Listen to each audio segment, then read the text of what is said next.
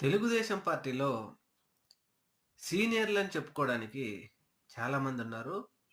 ఇందులో ముఖ్యంగా నాకు తెలుగుదేశం పార్టీ కూటమిలో భాగస్వామ్యంగా బీజేపీతో మాట్లాడి ఎక్కడైనా గవర్నర్ పదవి ఇప్పిస్తుందని ఆశ పెట్టుకున్న వారిలో ముఖ్యులు వర్ల రామయ్య గారు.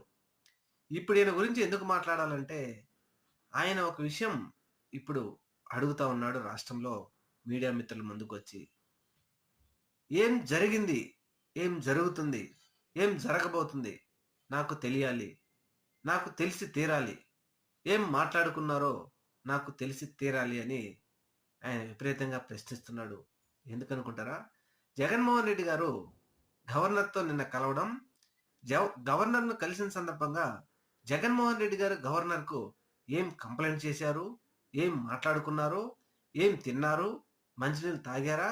లేదా నాకు తెలియాలి, నాకు తెలిసి తీరాలి అని పట్టుబట్టిన వర్ల రామయ్య గారు.